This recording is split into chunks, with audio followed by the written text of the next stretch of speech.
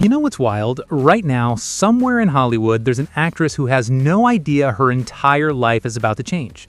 Because James Gunn and DC Studios are hunting for their new Wonder Woman. And when they find her, everything shifts.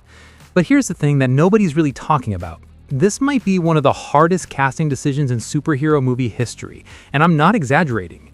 Think about it. You need someone who can follow Gal Gadot, you need someone who's physically imposing, can actually fight, and has the acting range to pull off both fierce warrior and compassionate hero. Oh, and she needs to stand toe-to-toe with David Cornsweet's Superman and not get overshadowed. Easy, right? Yeah, not so much. So let's break down what's actually happening, because the rumors are flying, some names are getting serious traction, and honestly, some of the requirements DC Studios reportedly wants might be creating problems they didn't anticipate. Let's separate fact from speculation for a minute. It's been 3 years since DC Studios unveiled their Chapter 1 Gods and Monsters plan. 3 years since we last saw Gal Gadot briefly pop up as Diana Prince in those Shazam 2 and Flash cameos. Patty Jenkins' Wonder Woman 3? Scrapped when the studio hit the reset button on everything. Now here's where it gets interesting. Reports are coming out that DC Studios is actively screening what they're calling every young upcoming actress for a role described as the new female lead in Man of Tomorrow, the Superman sequel. Notice they're not officially calling it Wonder Woman yet? Classic James Gunn move, keeping things vague until they're ready to make it official.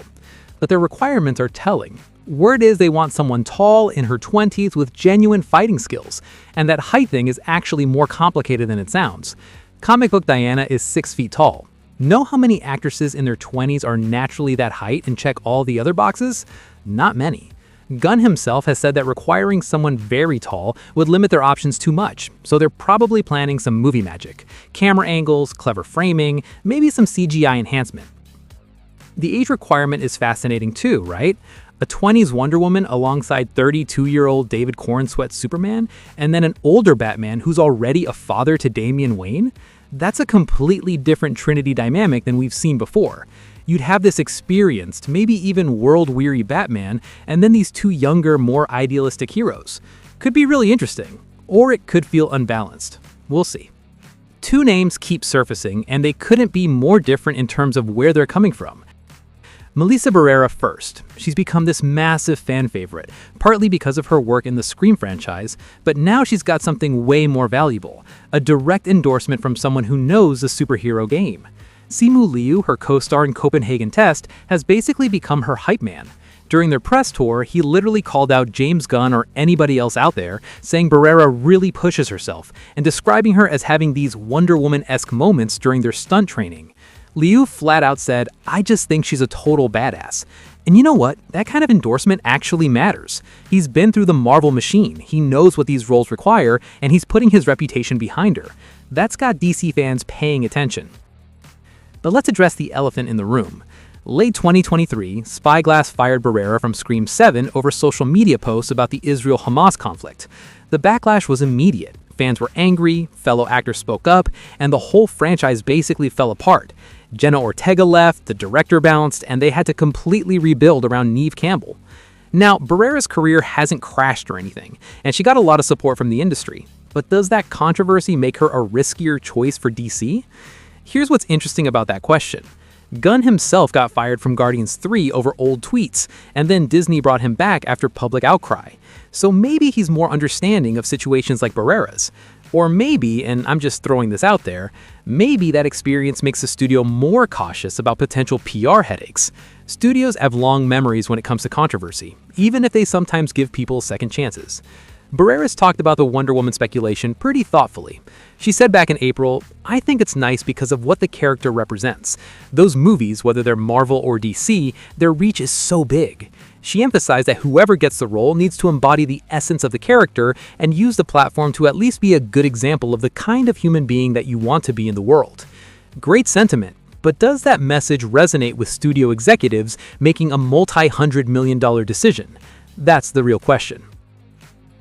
Then there's Frida Gustavsson. She's 32, Swedish, former model, and most people know her from playing Frida in Netflix's Vikings Valhalla. She's also been in The Witcher and some other projects. She's confirmed she'd be interested in playing Diana Prince, and physically, she definitely looks like she could pull it off, especially with darker hair. But wait, 32? Didn't we just say they want someone in their 20s? So either that requirement isn't as rigid as reported, or Frida Gustavsson might be facing an uphill battle from the start. She's also not exactly a household name in America, which could go either way. Gunn has a track record of elevating lesser-known actors, but Wonder Woman is a different level of franchise pressure. Can you build a major superhero series around someone most of your audience hasn't heard of? Gunn did mention last year that Adria Arjona from Andor would make a great Wonder Woman, but he was quick to add their friends who worked together years ago, and he'd been following her on Instagram forever. Translation, don't read into every comment he makes or every account he follows. The man's got hundreds of actor friends. Look, I've been seeing some pessimistic takes online. Things like, there aren't too many actresses left that could fit Wonder Woman. Most are mid at best. And while that sounds harsh, I get the frustration behind it. Someone pointed out that casting Wonder Woman requires someone who's attractive, tall, physically intimidating, commands respect, and can handle serious fight choreography. That's a lot to ask from one person. And we haven't even gotten to the intangibles yet. Screen presence, charisma, the ability to be both a fierce warrior and compassionate diplomat. Gal Gadot made it look effortless, but finding someone who can match that energy while bringing something new, that's not just difficult, it's maybe borderline impossible. Let's be honest about the expectations too. Gadot's Wonder Woman showed up in Batman vs. Superman and basically stole that movie.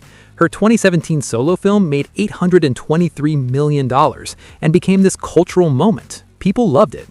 Wonder Woman 1984 was more divisive, sure, especially critically, and the pandemic didn't help its box office. But still, Gadot defined Wonder Woman for a generation. The next actress is walking into that shadow. She'll be compared to Gadot constantly, just like Gadot was compared to Linda Carter. That's an incredible amount of pressure. Can anyone actually live up to it? Beyond just casting, what's the actual plan for this version of Wonder Woman? We know Ana Nogueira is writing the script, but details are scarce. Some people think Tom King's current acclaimed Wonder Woman comic run might provide inspiration, especially since his Supergirl Woman of Tomorrow is the basis for that DCU film. King's Mr. Miracle is also getting adapted for animation under Gunn's watch, so there's clearly an affinity there for King's style, emotionally complex, character-driven stories that explore the psychological side of superheroes. That Paradise Lost series about Themyscira before Diana was born, apparently shelved for now, which actually makes sense. Establish the character herself before diving into all the mythology. You need audiences invested in this Diana before you expand her world. Gunn said there won't be a casting announcement this month, but he didn't exactly deny the Wonder Woman rumors either. That careful non-denial, that tells you something. They're being deliberate about this decision, which they should be. Wonder Woman is 1/3 of DC's Trinity. Get her wrong and the foundation cracks. Get her right and you've got a character who can anchor this franchise for the next decade. Honestly, I'm between excited and nervous, which feels appropriate. Barrera's got momentum, a solid endorsement from Simu Liu, and real acting talent, if DC doesn't see her past controversy as too risky. Gustavsson has the physicality and action experience, although that age requirement might be an issue. And there are probably dozens of other actresses auditioning or being considered whose names haven't leaked yet. What's clear is Gunn and DC Studios get what's at stake. This isn't just about finding someone who looks good in the costume. It's about finding someone who embodies everything Wonder Woman represents: strength and compassion, warrior and diplomat. Someone who can stand next to Corn Sweat Superman as an equal. Someone audiences will follow through multiple films over years. No pressure, right? So whoever lands this role is walking into intense scrutiny, unimaginable expectations, and endless comparisons. But they're also getting the chance to define Wonder Woman for a new generation and join one of the most exclusive clubs in Hollywood, the actors who've played DC's Trinity. The search is happening right now, and knowing James Gunn's track record, he might surprise all of us, because he rarely goes with the obvious choice, and maybe that's exactly what this role needs. So, what do you think? Is Barrera the right call? Should they take a chance on someone like Gustavsson? Or is there an actress we haven't even considered yet that would be perfect? Drop your thoughts in the comments. I'm genuinely curious what you all think about this. And if you enjoyed this breakdown, hit that like button and subscribe for more DC and superhero movie coverage. We've got a lot more coming your way. Thanks for watching, and I'll see you in the next one.